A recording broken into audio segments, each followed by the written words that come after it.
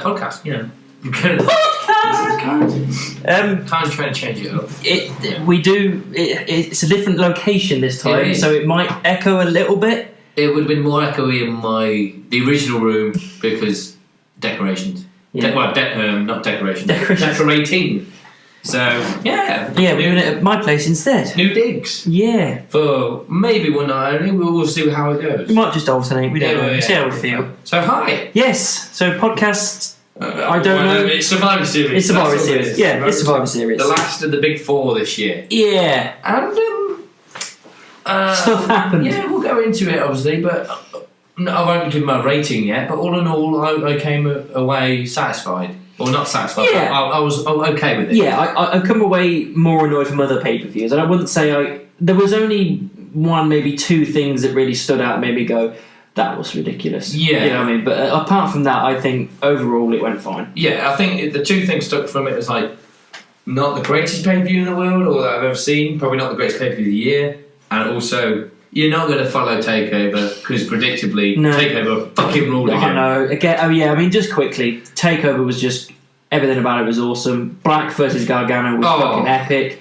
Dream versus Ciampa was just immense. And the War Games. The War Games, everything about that was great.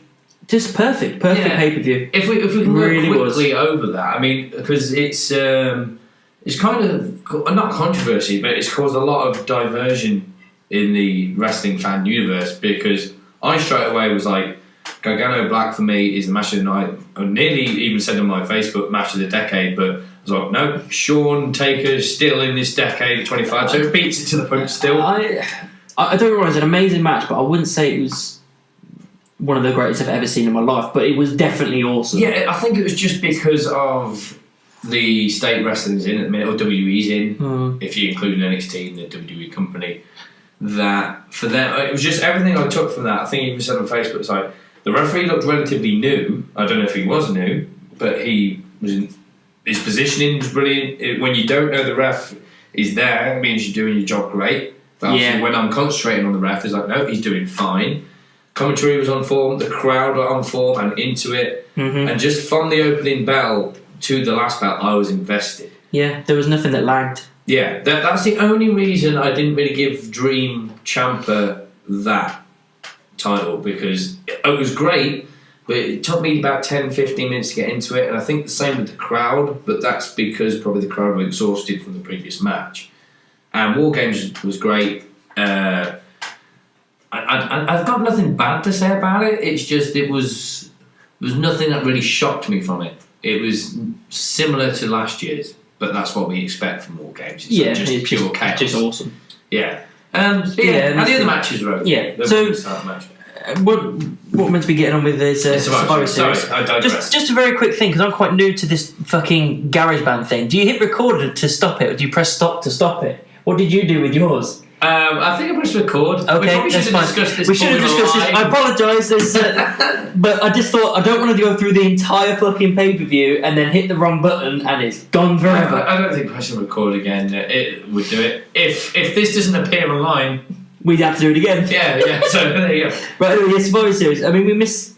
I saw the pre-show. You saw the pre-show because you went and saw it with a few mates, but I watched it the following night, which is why this is a couple of days late coming up. I missed the pre-show, I couldn't be bothered, but I saw the highlights and it was a typical pre-show match until the end, really, because the way it seemed to me just a clusterfuck anyway, of like, we just get the rest of the brands, the rosters together for this manic 10-on-10 tag team. It seemed like a massive bunch of forgotten NXT call-ups. For the most part. But it was a lot of like, predictably, they'll get eliminated quick on Raw, and then suddenly Smackdown, Raw, Smackdown, just back and forth, until it got down to the last 8, where it got down to Chad Gable, Bobby Roode, and the Revival versus New Day and the Usos. Yeah. And that's when it began to form into like a proper wrestling match for me, and it weren't bad at all.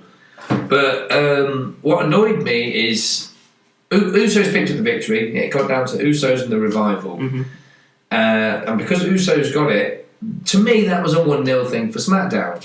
It wasn't until later on in the show when they mentioned it, and Corey was like, what about the Usos on the pre-show? And Michael was like, that don't count. So why doesn't that count? And this is one of the things that annoyed me, is the fact that you've got this point system, Raw versus SmackDown all night. It's the whole point of the pay-per-view. SmackDown got a victory, but it doesn't count as on a pre-show. Bollocks. It's counted before, so why didn't it count this time? Yeah, well, because Raw wanted Raw doing this clean sweep thing. Yeah, well, I was going to kind of go back into spoiler. Raw had a clean sweep, but the thing is, if you used it, and they still might, the Usos can now come out and go. You know, I can kind of see maybe Shane on SmackDown tonight. I think go just losing it at the roster, going, "You let me down. All of you let me down. 6-0. What the hell?" And the Usos can be anyone to go. Actually. We won for SmackDown. The rest of the roster let you down. We didn't. But I even at the time before I knew about the clean sweep was thinking, I think the Revival should have got that. Yeah, same here because they've done nothing of note. They needed to push. It would have again put them in the tag title picture. Mm-hmm. But because it's probably done that for the Usos, so it wouldn't surprise me if the Usos now going to be in line to go against the Bar. But I'd rather it go because if you're going to go with the Raw clean sweep. Include the pre-show and have Revival win. But if Revival had won, it would have put them in the tag title picture. And they've had matches with AOP and NXT, and they've been amazing. So I would have been fine with the AOP Revival, but no. But we know that for a fact that WWE wore it down, wouldn't they? Yeah, they're pretty much, or they won't get given enough time and whatnot. So yeah, so that was the pre-show. Yes, the first match was the women's 5-on-5, which I was surprised it started because I thought they were going to start with Shinsuke and Seth. I thought that was going to be the opener, but I was fine with that being in the opener. That's not a problem. It was good. Yeah, I enjoyed it. I think they didn't open because they were women. I think they opened it's like we've got because it's Survivor Series. Like let's open with traditional Survivor Series. The thing that threw me off is the fact that they added Sasha and Bayley in because they kicked out Ruby and Natalia because they got into a fight backstage in the pre-show. Now I'm not watching the pre-show. I didn't even see that. Just suddenly got told. I was like, oh, okay. Once again, they're just randomly changing shit at the last minute. Yeah, but okay. If you're going to do that, if you're going to do that anyway, you know, instead of fucking around with very at the last minute going Sasha and Bayley involved, why don't you just not involve Ruby and Natalia at all, and just from the get go had Sasha and Bayley? Yeah, it just seems because even with like a pointless thing. There wasn't a build up, but if you're just flicking through WWE TV a couple of weeks beforehand and you see it's Sasha, Bayley, Nia, Tamina and Mickie James, that's a strong team to advertise. No offence to Ruby Riott and Natalia. If someone heard that was a car driving away. Yes, sorry. Yeah, no offence to Natalia or Ruby, but on paper that looks better. And it just seemed to be like, actually, about literally 20 minutes before we go out live, properly live, we're going to change it. So, see, for me, if they were going to change it, what they should have done is have Ruby attack Natalia because they're clearly building a feud there. So Natalia can't do it, and then Bayley and Sasha have a little bit of an altercation about who's going to be taking that place. Mm-hmm. Yeah, or just have the Ruby or maybe have them have fight in the match. Yeah, something like that. But just to randomly they had a fight, they got involved, and they got fired from the team, and it just seemed pointless. Because if you really wanted to get Raw over. It could be like like you need. But like, if you'd had the Ruby and Natalia fight to the point where they both just got not eliminated, but ejected from the match, like you're out, and Raw still were victorious even with 2 women down, it would have got Raw more over. Go, even with our team fighting, we could still kick your ass. But the match was good itself. It worked well. It did what it needed to. The fucking chorus of boos for Nia. I love that. But the fact that she used it as well, I think. I understand. She hasn't been given necessarily a punishment for this mistake she made with Becky, but I like the fact they're using it. Yeah. Just saying she's the face breaker or something like that. Yeah. That's her face breaker, and she's just like blowing on her fist and everything. But every single time she got in that ring, they were booing the shit out of her. And she's used it. It was very smart because I said going into the match like. They've got to punish Nia. She's got to be the first in the match. I thought the same. Yeah. Until halfway through, I was thinking, actually, she's going to be the last one. You want to get heat, have Nia be the victim. And that's what I thought. As it started rolling on and on, it's like, this is what's going to happen, isn't it? She's going to be the last one. If she hadn't referenced her fist, if she just tried to be like normal, nothing's happened, and they still booed, it would have been like, yeah, you've got to get punished now. But the fact that she was looking at her fist and almost relishing it is like, right, you're going to let your own character go this way. Yeah. Makes sense. All right, have it win. Also, it makes more sense considering she's got a title shot coming up. Yes. You want to make her look more dominant. Absolutely. So, but I was surprised that Raw won this one because they're obviously a bit more of a dysfunctional team. Mm-hmm. Because I thought, well, maybe push someone new here because it seemed like at the point Asuka was going to be the lone survivor again. Yeah. But I would have been happy with Sonya being the lone survivor because they're doing this whole thing with her and Mandy. There's altercations in the ring because they're clearly building up to a feud between those two. Yeah, definitely. But Sonya is clearly becoming the face in that feud. Yeah. So I thought, well, to push someone new, why not have her be the lone survivor? And I thought at one point when it was down to just her and Asuka, I thought, oh, maybe this will happen. And then it didn't. Well, was it that match where... Yes, because they did the quick eliminations first. I got rid of Tamina quite quick. I can't remember who she got rid of. Fucking Carmella went... she went reasonably She did all right. She had a dance break in the middle. Yeah, I like the dance break still, but... Yeah, but I think what interested me is that it got down to Asuka versus Sasha and Nia, didn't it? And Nia was the one who cost Sasha her elimination. Yeah, she just threw her off the top rope. Yeah, and which I don't think it was an attack on Sasha. It was just, this is a distraction and I want all the glory. Yeah. And it worked. Yeah, it worked perfectly. So yeah, it told a story. It told the story it needed to tell for these characters. Yeah, a good opener. Yeah, definitely. Then it was Seth Shinsuke. It was a good, solid... I'm looking at it going, this is a good, solid Seth Shinsuke match, but there was just that little bit extra that was missing, I felt. Yes. I felt like they could have gone to that just slightly above... Yeah, not like a super match. It wasn't like it was a boring Raw match. It was a good, solid pay-per-view match. But I just felt there was just something extra they could have put in, just that little bit extra of an X factor to make you go, this is a world beater. You know what I mean? Because they could have, but...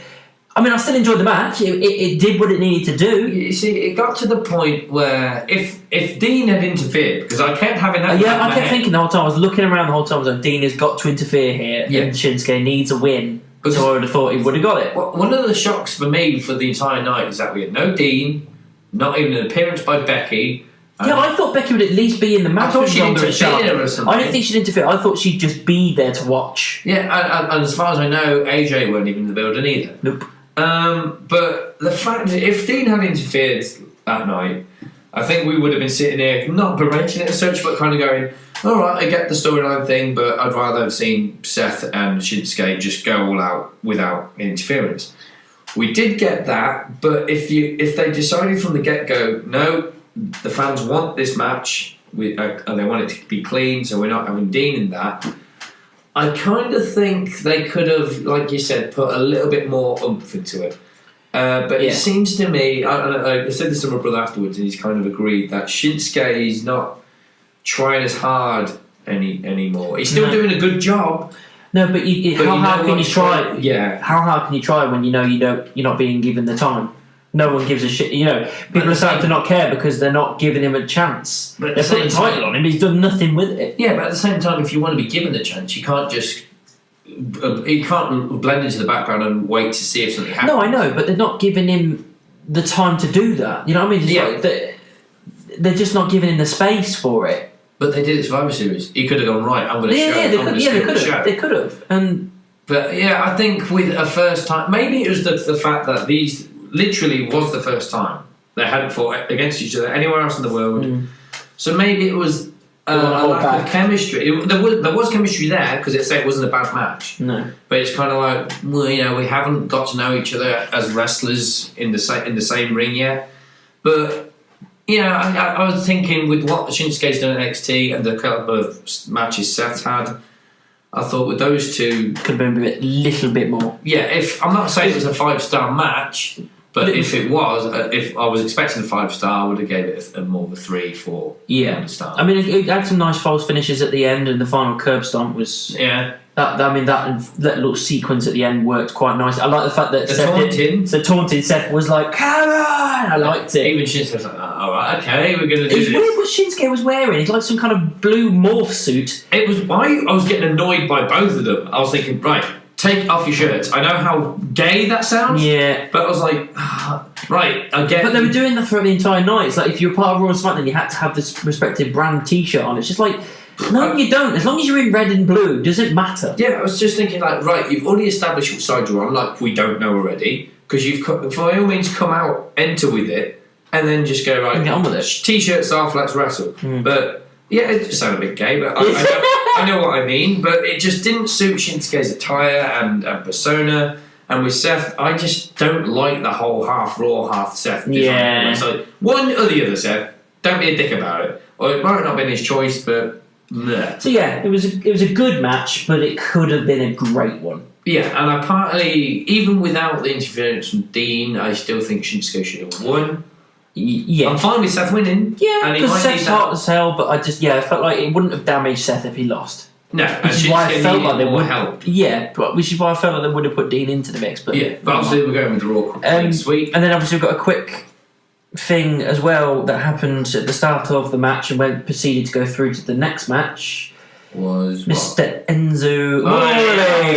It happened more during the bar match, didn't it? Yeah, but he arrived during the Seth and Shinsuke match because unfortunately I knew this was going to happen before it happened because unfortunately it popped up on Facebook. I was like, oh, fuck, but at least it's not ruining results. Yeah. So as soon as he popped up, I saw him sit down. So the entire match of Shinsuke and Seth, I could see his little face in the hard camera. We didn't notice it in Birmingham. He was hidden quite well. Yeah. But it's because I knew he was there. Obviously, I spotted him, and then apparently, as we went into the next match, which was the Bar versus AOP, he got up. He got up and started doing a promo, but Dickhead didn't think about it because he got up at the exact worst moment, just when the camera wasn't even facing them, and it was just after introducing all the other commentators, and before the match had even begun. So by the time the camera panned back to him, he was already being escorted out. You just saw the reaction from the crowd, and that was it. It's like, so I'm sorry, but if you're there to cause a ruckus, pick your better moment, because you picked the shittest moment ever. The Cruiserweight match was after this. Why didn't you pick it then, of all things? Yeah, because you film a Cruiserweight champion, it would have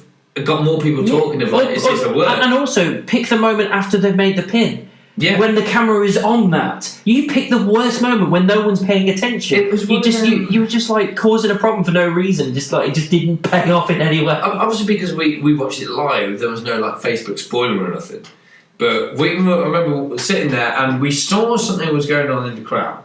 Now, because of how the camera was behaving, they kept it they away were trying from to keep it away from him. All we saw, or all I saw anyway, was a guy standing on a chair with blonde hair. And I don't know why, but I didn't even entertain the idea, like, oh, maybe that's Enzo. I just thought it's a fan. You wouldn't, would you? No, you just thought it's a drunk fan being a dick and he's going to get escorted out, and you saw him get taken away, and then there was a lot of just fans. And we were sitting there going, I don't know what that was. And an hour later, my mate Mark got his phone out going, it was Enzo. I was like, are you shitting me? Oh my God. But the fact that he's still being a dick. Yeah, apparently the other day as well, he was kicked off a plane because he refused to stop vaping. Yeah, but he said something along, I got kicked out of Survivor Series because apparently not allowed to vape. But don't give me that crap. I've seen the videos. He's been a dick. And he went there purposely to sabotage. Yeah. And him to kind of go, have that attitude of WWE need me, not the other way around. It's like, if that were true, you wouldn't be like buying a ticket to try and steal a show of a company you don't give a crap about. Yeah, so clearly you do care. So it was a ballsy move, I'll give him that. But he just executed it so poorly and at the wrong time. I think he expected, there was a ruckus by the fans, but I think he expected a positive one from the fans. It was over very quick. What the fuck are you doing here? A lot of them just like moron. The video I liked was the security guard tackling the ground. Apparently the girl got injured when that happened. But I'm not blaming security. No, it's not security's fault. But if Enzo wasn't there, it wouldn't have happened. Yeah, so... so anyway, It's a talking point. Yeah, it's a talking point. We're talking about it, aren't we, I suppose? But it's not gone down the way he probably would have expected it to. No, but I will say, I think this happened later in the night, but it's kind of a follow-up from Seth, Shinsuke. They did announce that at TLC it's going to be Dean versus Seth, but he's got no championship. Yes, which I thought they could have done better building up to that rather than just announce it personally. Yeah, well, I'm guessing during the build that they will probably go, you know what, screw it, it's going to be a ladder match. But they won't say it like that. Yeah. Okay. But also, it makes more sense why Seth won, to not just for the clean sweep of Raw, but I need to give him momentum going into TLC because he's going to go. Well, Shinsuke probably won't even be on the pay per view, will he? No, probably not. It's ridiculous. Anyway, so the Bar versus AOP tag match. It was weird again. This was probably one of the disappointments. Yeah, it was. I think the crowd were after the Enzo thing and after, I think, like I said, the good match beforehand, people were a little bit deflated at this point. Yeah, Enzo kind of tainted it. And it was all right. It was a good match, but it just wasn't.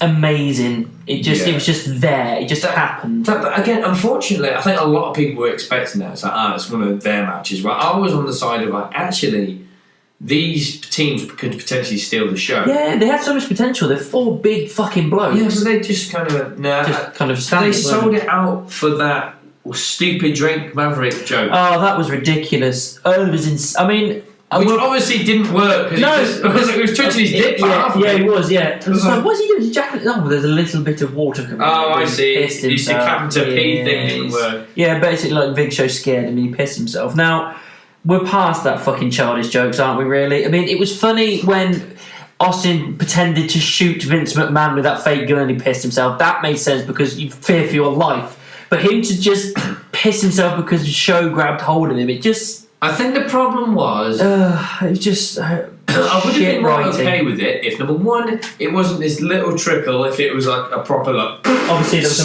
there was a malfunction in the contraption. Yeah, and if he hadn't touched his pants... Yeah. If he just Big Show was there and his hands were like up by his face and suddenly he's all and then Big Show, Cesaro and Show looked down. No, sorry, Big Show, Cesaro and Sheamus looked down and see that without all that hand fucking around and with it being a good flow. I can't believe I'm talking like this.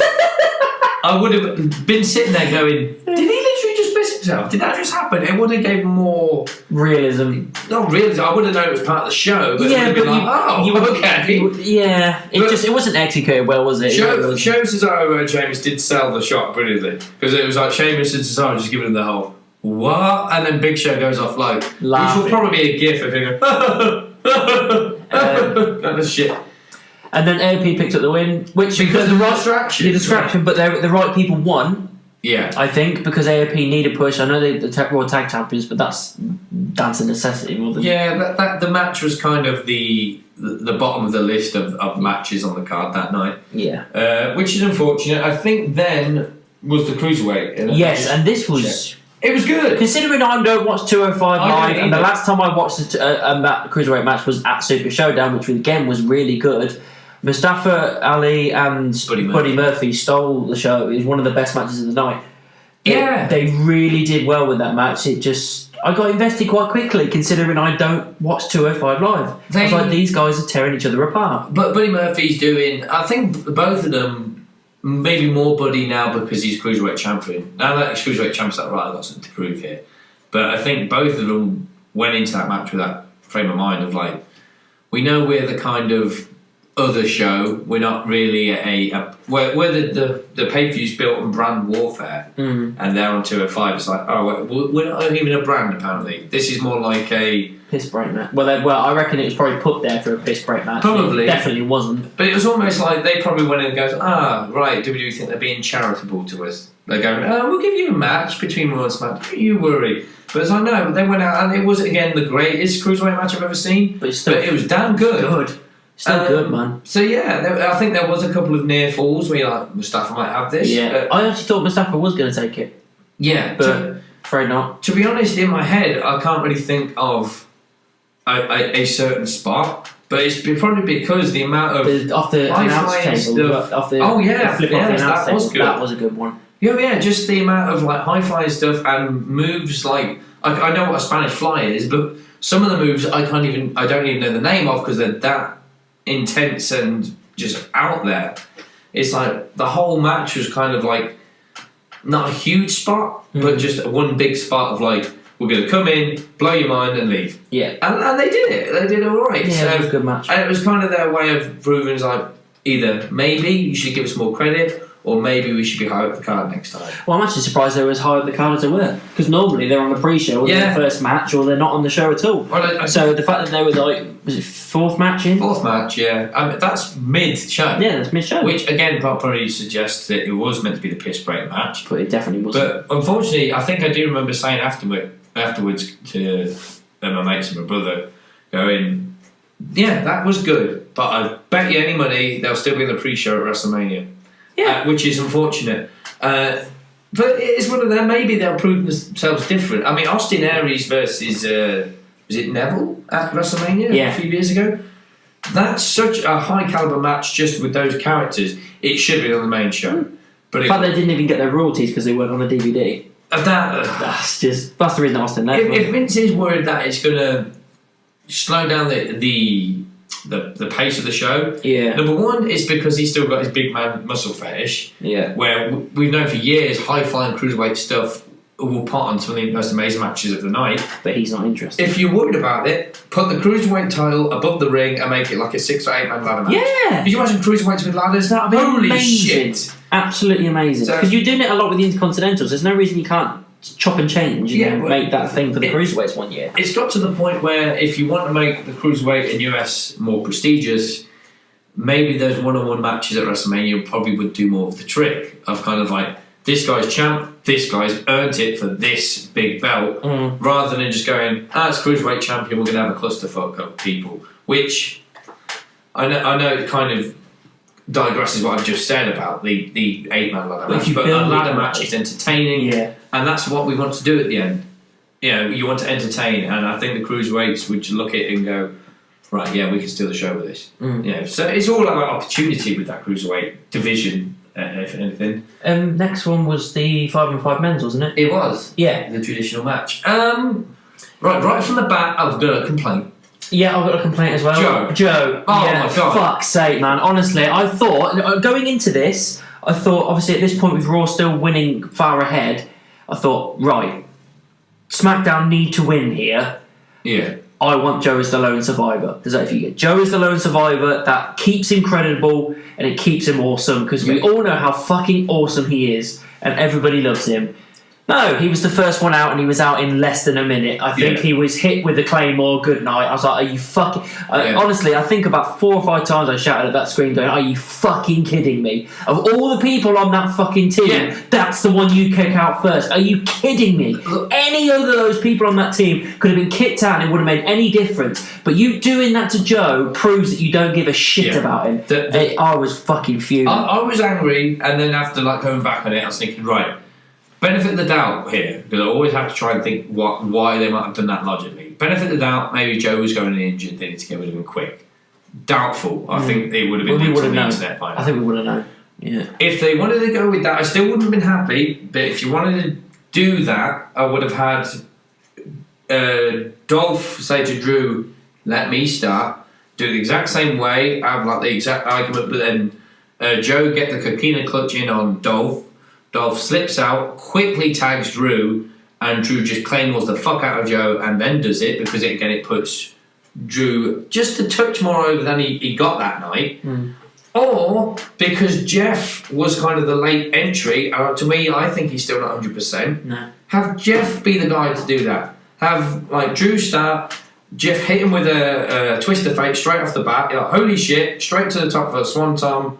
Drew rolls out the way, and as Jeff gets up, Claymore 1, 2, 3. Yeah, not Joe. Doesn't damage Jeff, but it damages Joe. Yeah, because it would have damaged Jeff. I like the fact him up for the team. But he was a late entry. Yeah, I like the fact that Joe went straight in as soon as the bell rang. But it's straight in with the. It's part of his character. Yeah, which is why I was like, yeah, go on, Joe, and then Claymore was like, no, this isn't. But I get you want to get Drew over, and it's working, but not Joe, not at his expense, not at Joe's No. expense. So yeah, that pissed me off. And then everything else kind of went as I expected. It went the traditional way. The only thing that kind of interested me was the fact that Shane was doing his usual jumping off stuff and everything, but Miz was kind of pushing him to do it. Yeah. And that's what ultimately cost them. He got him to do a coast to coast after he'd already jumped off a table to Strowman, then he got him to try and do it again, he got caught, and then Shane looked fucked. Yeah, and I think that was a good story to tell because you could build a feud between Miz and Shane at that point, that's fine. Yeah. Then after that, after Shane was gone, it was Strowman taking out everybody. Yeah, it kind of went after. If you're going to build up Drew, why not him? After the Joe elimination thing, it did turn into just main wrestling for a while until I think it first started. I think it all started to explode when Braun and Drew hit each other. Yeah, they proper like, and then even Finn at some point, didn't he? He kicked Drew in the side. That was it. But after that first punch and Raw team started fighting, SmackDown got involved. I was like, whoa. Logically, the SmackDown team should let them just watch them fight. Let them do the work for you. But it all went down, and that's when it ended with the Shane Braun elbow. Then it turned into just the back and forth wrestling with I think did Raw get an elimination? I think Dolph might have gone. Yeah. Then Ray, then Finn, I think, and then Jeff. And it didn't really get interesting until it got to like Miz and Shane versus Strowman, Lashley, and Drew. Yeah. And obviously Corbin was out there. I can't really remember Lashley doing much. No, he didn't. No, it's just no, he didn't really. He probably did, but again, it's that switch off in my head, which I can't help it. I just can't. He's boring, isn't he? Yeah, I just cannot get invested. I'm trying, and I the Leo Rush thing. I understand what they're trying to do with that, and it's sort of working. It's sort of working, but it's not enough to make me care yet. No, but I don't remember Lashley hitting a finisher or having a big spot or anything like that. Oh no, he did his holding suplex thing with Ray. That's it. Okay. That's all I can remember. I think that might have been. But I was going to say, actually no, it was Sarah that said this. She goes, yeah, but he's the smallest one of all of them. It's not that impressive. I was like, no, you got a point. It's not. He's done it to a lot heavier men than that. Yeah. If you really wanted to make it more impressive, even though we know how light Ray is, just hold him there for fucking ages. Because if he's that light, you could hold him there for ages, and it might be like at least get the crowd going. Yeah, fucking impressive. So it's Lashley. So the last 3 eliminations was Strowman taking the last 3 out. And again, the last person in the Smackdown team was Shane, like it was last year. And this is kind of like, I don't want this to start being some kind of tradition where Shane's in every year and he's near the end every time. I would have thought that someone like Ray or even Miz getting his comeuppance or something at the end would have been better. Yeah, Miz, having Shane just be the last one again, it's lazy storytelling. Miz kind of did the not typical, but it was just a smart heel couch thing of kind of going, I'm going to sacrifice the commissioner while kissing his ass just to protect myself, really, and almost try and get it for the SmackDown team without doing much work myself. Yeah. He was pretty much there, Shane's cheerleader. Kudos to Shane to do those 3 spots in a row because they're not easy spots to do the leap of faith and then 2 coast to coast. But I think Shane might have eliminated Dolph that way. But what's interesting is I don't know if this is going to build up to if they're going to go with that Shane heel turn, which is the rumour. Oh, are they? There's a rumour. I think the rumour was that's why he won the World Cup. Okay. That his ego would get the better of him and he'd turn heel. And they might go with that with Shane going up to SmackDown and losing his shit and maybe saying I'm the best in the world. And maybe even have Miz behind him going, yeah, Shane, like almost become his lapdog. Apparently, I can't believe we've spoken about this, but we haven't spoken about it in the podcast, that Daniel Bryan became WWE champion last week. Yeah, honestly, as soon as it happened, guys, I rang this guy straight away because I didn't know what else to do. I was like, I've got to say something. It's a ballsy move. Yeah, he won the championship from AJ and he with a heel turn in tow. Yeah, now, the rumour is apparently Daniel asked for the heel turn. Yes, apparently he'd been asking for it for a while. It was a last minute thing for him to take the championship. It was Vince decided he wanted that to happen. Yeah. But then at the last minute he goes, you know what, let's do both in the same time. Let's do it. So let's give you what you want. You can do both and go straight away. Now, I think maybe this was the rumour before Bryan's decision or the Vince decision, whatever. The rumours was going, maybe they're going to have Shane turn heel, so it's Shane Bryan at WrestleMania. Now that they've gone with the Bryan heel turn, maybe they're trying to retract back with what they were playing with Shane. So maybe I don't want Bryan and Shane at Mania. No, I don't think they're going to. But I think they're going to go, right, okay, Shane, we're not going to turn you heel, but we now got to bring you back to full-on face. So having him stand up at the end of like the elimination match and still go, all right, come on, of that whole because it's that kind of fan base is like, okay, he did kind of cheaply win the World Cup, but kudos to the man to stand up to Braun Strowman and 2 of the biggest stars in Raw and still go, come on. It was almost that was his comeuppance. Yeah, okay. And now all is forgiven. But maybe that's what they're going for. I don't know. That match overall was just... It was exactly as I expected. The one thing I didn't expect was the one thing that pissed me off the most was the Joe thing. Yeah, and it was the one match of the night, really, where I know it was the clean sweep by Raw, but the other matches kind of gave Raw the run for their money. SmackDown did, to a degree, with 2 eliminations. Other than that, Raw crushed them. And they were more crushed... the eliminations on Raw's side were more because of the team's problems within itself, less than what SmackDown actually did. So it's a little bit. I don't know what they hopefully they've got a storyline in the pipeline for SmackDown to kind of come back from that. Other than that, I'm thinking, well, why the fuck have you just crushed SmackDown like that? Well, because it's Vince's ego, because he wants everyone to know that Raw is the number one show, and that's all he cares about. Or he might know that SmackDown, I don't know about ratings, but SmackDown are a lot more popular than Raw at the minute. Maybe he thought that victory for Raw would make the casual fan go, well, actually, it looks like Raw's the show to watch. Because, well, actually, why don't you just make both the fucking show to watch? I tell you what, I've just thought of something. Maybe the reason that he wanted this clean sweep to make Raw look the dominant is because SmackDown are going over to a different channel, and he wants people to watch Raw more than he wants to watch SmackDown, because he gets more money from people watching Raw than he will get in SmackDown. It would not surprise me that if that's what he's doing. That's kind of a yes and no answer, because I get why he'd want more Raw ratings when it switches over, but I think he's trying to find the balance more than anything else, because when they go over to Fox, they will get paid $1 million per episode. So they obviously he'll want that to work. Yeah, he does, but he still wants more ratings from Raw, so Raw can get just as much money as SmackDown. The thing is that he gets more money from Raw than he will from SmackDown, because SmackDown there's people involved, like Fox and everything, so there will be distributors for certain parts of money. With Raw, he'll keep everything. Yeah, that's my point. To a degree. I mean, since I think one of the reasons why WWE is such a struggle since Attitude Era, Ruthless Aggression Era, whatever you want to look at it, is since it went public. So it isn't just Vince's baby now. He has to go to board of directors and see what gets approved and stuff. I know why he went public. It's more money in his pocket and the business pocket in the long run. But when you're not public, when it's yours, you can do whatever you want. But we can't really focus on that. No. One thing I did remember is that not next year, but the next is when he starts his XFL project. So hopefully he'll maybe he'll just fuck off after that. Fingers crossed. So then it was the Ronda versus Charlotte, obviously. I know. I was so happy. This was good. It was really good. I mean, obviously Becky couldn't do it because she got injured by Nia, which we covered. So Charlotte was in her place. Face versus face. Not by the end though. It was just crazy. It was all. I mean, it was a great match. Honestly, these girls really fucking went to town on each other. It was the near falls, spots they were doing.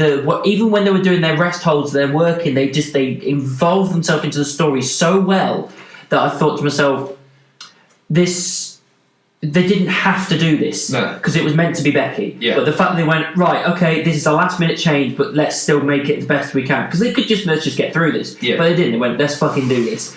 Because Charlotte versus Ronda's a big match, and it's just, with no build up, it's hard to get yourself really invested. Considering how invested we are with Becky at the moment. Yeah. It was hard to get invested, but fuck me, from the opening bell, they got me invested. That was the thing. Since WrestleMania this year, we've been talking about Charlotte Ronda at WrestleMania next year.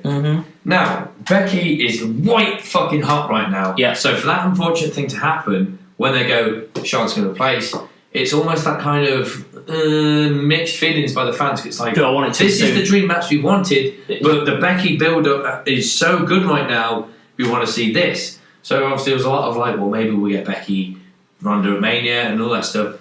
So what Charlotte, both women went in there with something to prove anyway. I think Charlotte had more of a fire in her ass because they did it with no build-up, but I was sitting there going, right, this is the match I thought it would be. Even without the build-up, it's doing excellent. Yeah. Again, I think it was Ronda again is showing that each match she has is getting better and better. What I loved about it was, going in, it's kind of like, maybe it was probably going to be Ronda because they're like high on Ronda at the minute.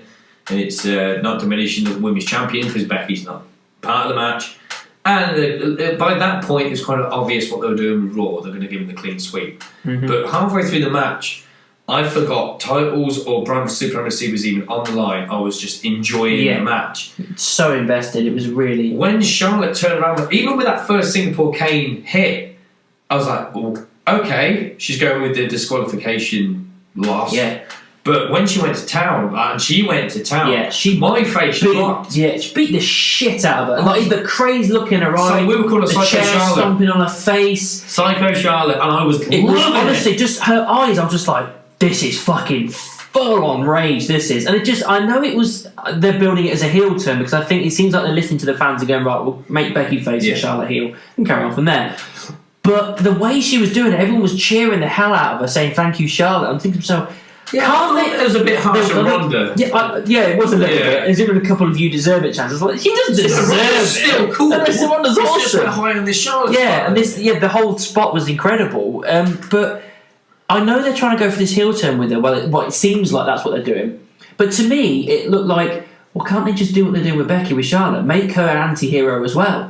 Just make her another badass. You don't necessarily have to have her as a full-on heel or a full-on face. Do what you're doing with Becky. Make them both right in the middle, full of attitude, full of aggression and rage, and make go, this could be one of the best feuds I've ever seen in my life. Because if you can get these two doing what they're doing, making it white fucking hot, you would never want it to end. I think... So it all depends on what they do on Tuesday. They've got a lot of potential with this. They've got a lot of different stories they can go for because... But she did go to town. She went proper psycho mode, even by facial expression stuff. Ronda throwing the refs around as well. Well, push them out the way. When the first got in her face when she put the chair in and she didn't hit him, I was there like, oh come on, just deck it. Just do it. When the other refs came in and she just started cleaning house, like apart from that one ref that fucked it over, he just kind of flopped down. But even before the weapons and stuff, you could see the whelps from the chops on Ronda's thing. You see all the marks on her arm. But by the time Charlotte was done with her, there wasn't a limb on Ronda that wasn't bruised or bleeding. Honestly, she just looked battered to shit. She really looked like she was full. Charlotte went hardcore. And it proved, again, that the women can just be just as tough as the men. It was awesome. So what I thought was... one of the main talks was now, at WrestleMania, are they going to go with Becky versus Ronda versus Charlotte? I'm alright with that. Because one of the rumours is Becky might be out a bit longer, which means they might take the belt off her. They better not. But then she might win the Royal Rumble, which I like. The other is maybe this is Vince's way of going, actually, I still want Charlotte Ronda at WrestleMania. We'll do Becky Ronda Royal Rumble or something. And then the plan is still set. But now Charlotte's this psycho heel and Ronda's whatnot. What I'd love to happen... But don't just please, for love of God, Vince, don't make Becky a full-on babyface. Keep her doing what she's doing, is saying what she's saying, being a badass. Just don't give her, cheers, fans. Don't do that. Do the fucking stone cold shit. It's like, I don't give a damn. Just that attitude. That's what I want. Keep that up. What I'd love is... maybe not to end the show, but maybe to start the show, have Charlotte come out and explain her actions, but in a heel promo type of way. And then Becky come out and just get the microphone and go, about damn time. And almost that's why they're on the same page, because they're both hardcore bitches now. Yeah. Because it's the only way to kind of explain the hug that was on Smackdown. Yeah. Because it's like, no, okay, you're fighting a week ago, but you hate each other. No hugs. Yeah. So... I'm really invested in where this is going to go. The only thing that I was a little bit annoyed about was that I thought at some point we're going to see Charlotte put her in the disarmer because Becky said tap her out the way I was going to tap her out. I thought maybe at one point she put her in the disarmer just to kind of try that, but that didn't happen. Yeah, that's the only thing I can take away from this match. That's it. If they do the triple threat at WrestleMania. What I'd love is if because usually with those kind of triple threats when there's a belt on the line, if Charlotte and Becky go in with that handicap kind of mentality, but obviously during the match the whole I'm going to be champion, and it just all breaks down. At one point have Charlotte with Ronda on her front, have Charlotte kind of do a figure 8, figure 4 to Ronda while Becky's got her in the disarmer. And if you really want to get Ronda over, have a not tap, even if it's not an official match, if it's the Raw or SmackDown building up to Mania, have a not tap to the point where Becky and Charlotte go, right, it's going to take a lot for us to beat this bitch. Or have Charlotte and Becky as the last two in the Women's Royal Rumble. because you've already got that momentum of like we're happy with either. Yeah, okay. But and that'll be one of the times where you'd be alright with that. Yeah, you'll have your 50-50. I think it will be more Becky than Charlotte. I think it all depends on how the next few months go. Yeah, well, I think it's going to be more Becky than Charlotte purely because we've seen Charlotte Ronda now. That's true. Yeah, we want Becky Ronda. Yeah, it was great. Then it was the main event. Yes, main event. And to me, it was match of the night. It was purely because I was on the edge of my seat from the get-go. It wasn't like the most intense wrestling match. It wasn't like the best wrestling match ever. But it was the most I was invested. I mean, story-wise, okay, yes. It was the match of the night, story-wise, but wrestling-wise, not so much. I think it was only because it was the one match of the night. I was beginning to kind of lag during the women's match. I was getting tired. It gave me that adrenaline surge again, and it was the one. Again, we spoke about. This wasn't what we spoke about on the podcast, but earlier before this, I was talking that I went to Birmingham, and it wasn't a packed house. And without a packed house, it's hard to get. The energy drops eventually. Yeah, there's not much atmosphere. But I was out of my seat near the end of the match, just rooting for it because Brian came out with that interesting character, almost a Kevin Owens thing at the start. He was definitely a heel, wasn't it? Yeah, just rolling out the ring and surveying. Yeah, he was basically being a cocky shit. Yeah, even the entrance, he went back to his old school entrance. None of the yes stuff. He used to kind of do the monkey run down the ramp, which is he did that as Bryan Danielson in his indie things. It's like right, he's definitely just cancelling out this. I don't even want him to do the no chance. I just want it to seem completely different. But did you see the footage after the show? No. He, as he rolled out the ring, he still had that. You know, they were kind of. He had that smug grin where Corey was kind of going, "Yeah, does Daniel know something we don't?"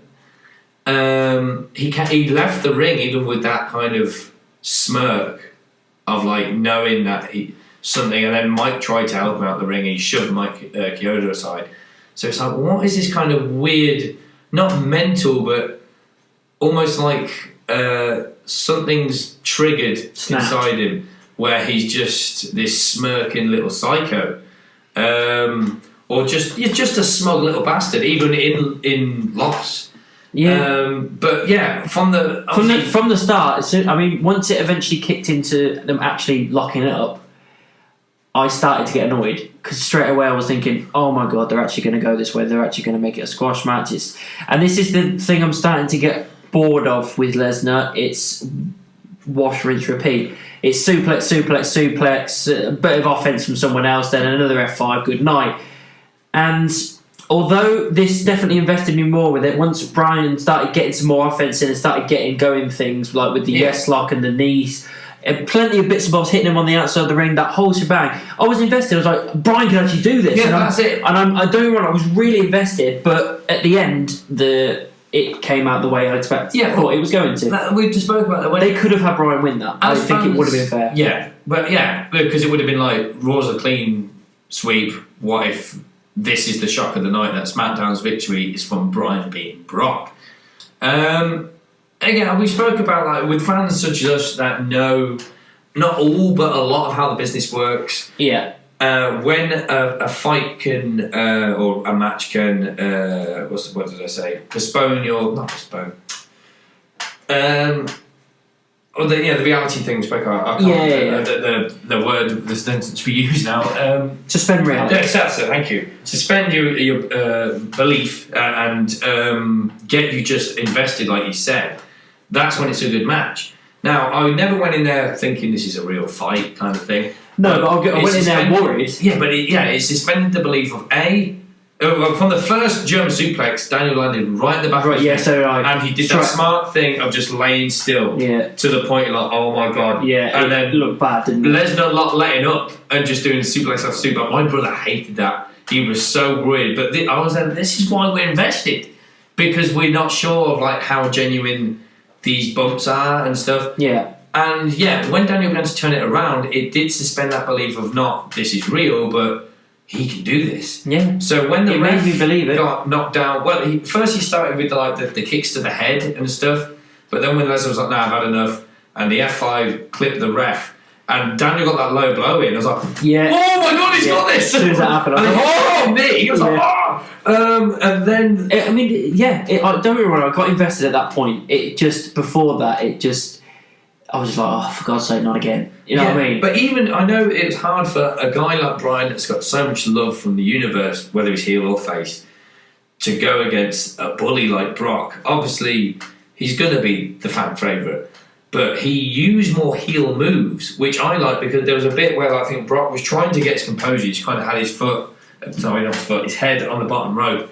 And Daniel started stomping at his head. And I was getting flashbacks of what Lesnar had done to Orton a few years ago at SummerSlam. And I even stood up going, hey, how do you like it, you fat bastard? You know, he was just going to town on Brock, like, this is what's happening. And then I liked it. Well, when he got the yes lock in, or whatever he wants to call it. Brock made that believable. Yeah, he always does. Yeah. Whenever he looks like he's going to tap fucking hurt. And it even got to the point that he was in it that long, I was like, is this going to happen? Is Brock's first tap out going to be the Daniel Bryan? He tapped once. He tapped the ankle lock back early in his early years. Yeah, well, I meant since his return in 2012. This beast incarnate thing. Yeah, he hasn't tapped. So, again, like you say, it kind of ended the way it did, but it wasn't like it went back to Brock's momentum, then... No, it was a lucky F5. F5. Quick F5, and then he just got the pin in.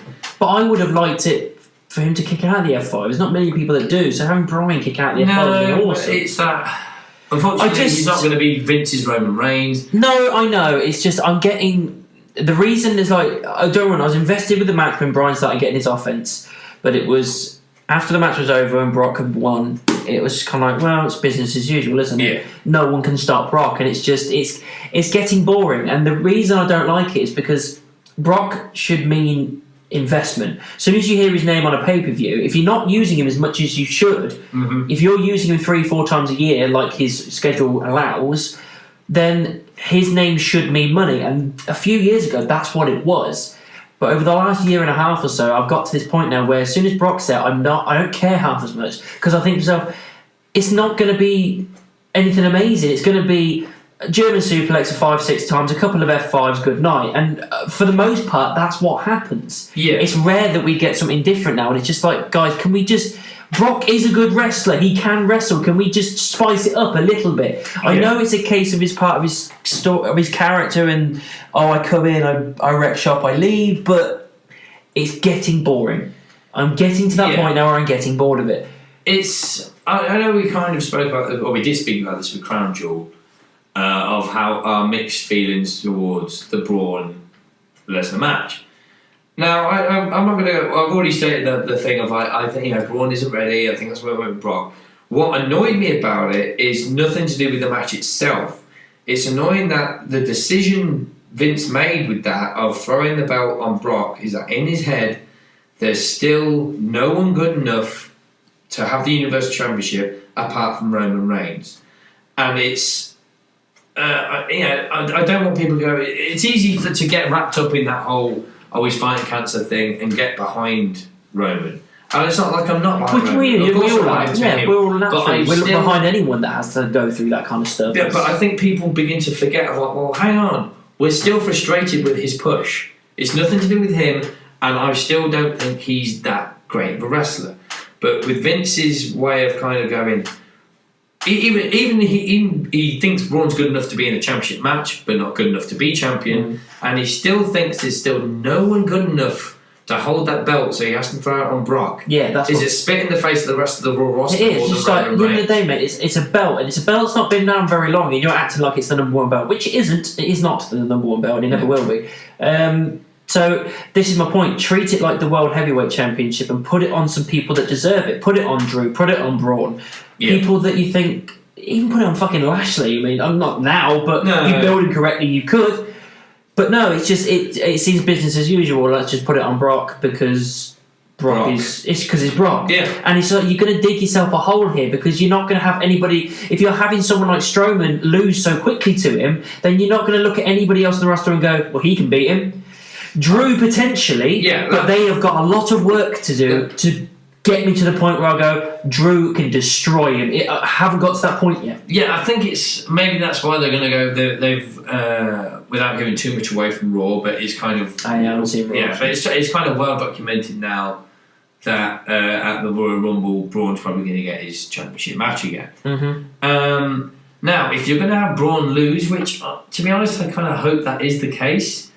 it has to be because, hopefully on paper, like, if Brock beats Braun, but Drew beats Brock, it puts Drew in that bigger light of, like, Drew did what Braun couldn't even do.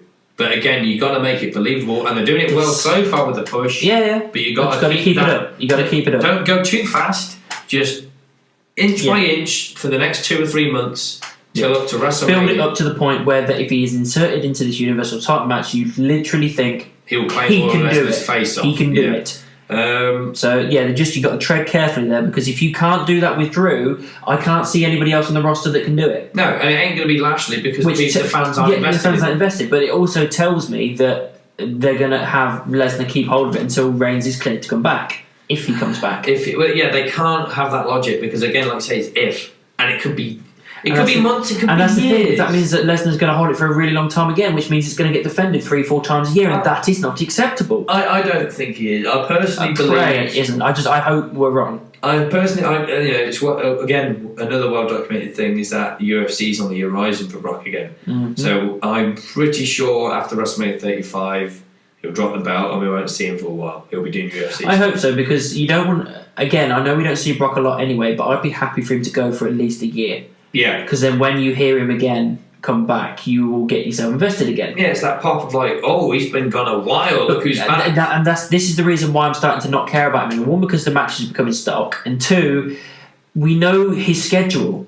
We know what he's guaranteed to do Mania, he's guaranteed to do the Rumble, he's guaranteed to do SummerSlam. And then he may do one or two, maybe Survivor Series and maybe another if they can get him into it. But that's the problem, we know his schedule, so it's not really a shock. Yeah. It doesn't bother us because, we know he's going to be there. It's WrestleMania, Brock will be there. Yeah, and but again, what's annoying about it, but again, it's the business plan of Brock, is he will be at Mania, but still only if the money is right. And the reason he's at Mania is that he probably gets paid a lot more than just for a normal event. Because he was at Hell in a Cell a couple of months ago, and what annoyed me is that he was there, he was not in a match, but I bet he still got paid like he was in a match. Oh yeah. It's like, if you're going to be there, put him in a fucking match. I'll probably got paid to cut the bill. Yeah, so to quickly round it up, this isn't 100%, but the main rumor is they are kind of seeing that the Universal title is flailing.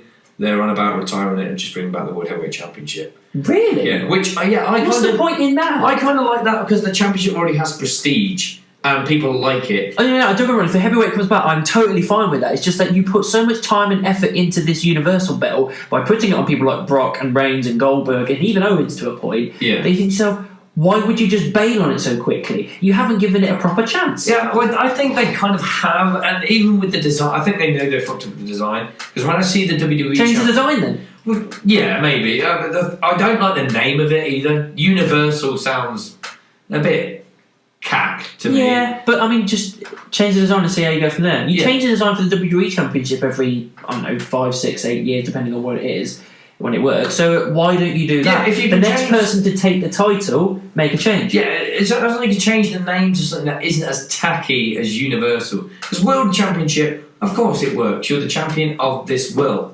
Going, I'm champion of the universe. It's like, come on. It's like a child saying it. I'm better times infinity. So that's what the belt feels like. Yeah, it's fair. But then the WWE World Championship. We'll make it Universal because Universe is bigger. Yeah. Well, I've got the Galactic Championship.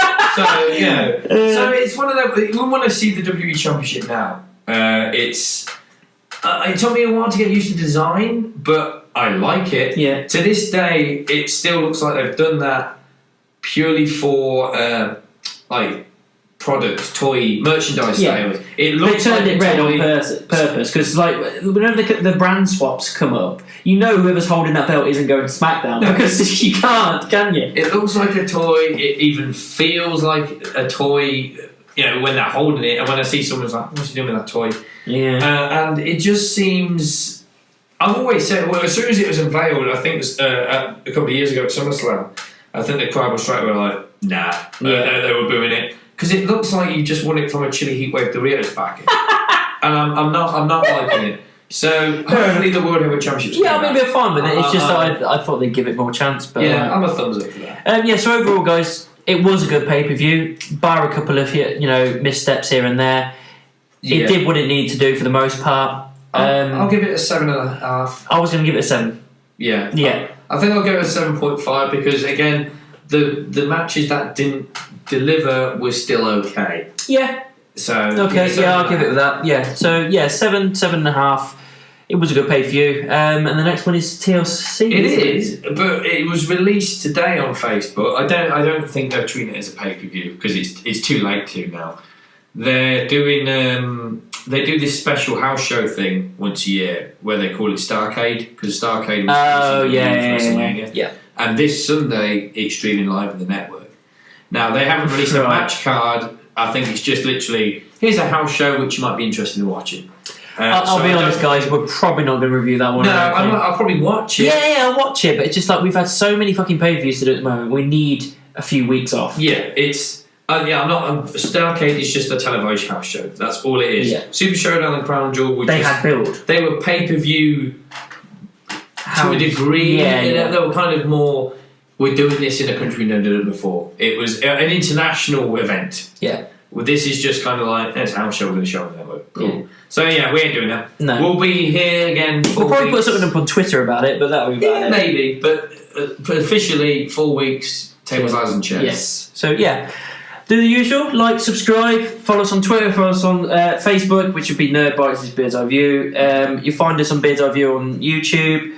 And we're on Instagram as well. We're on SoundCloud. We're on Stitcher. We're on Apple Music as well.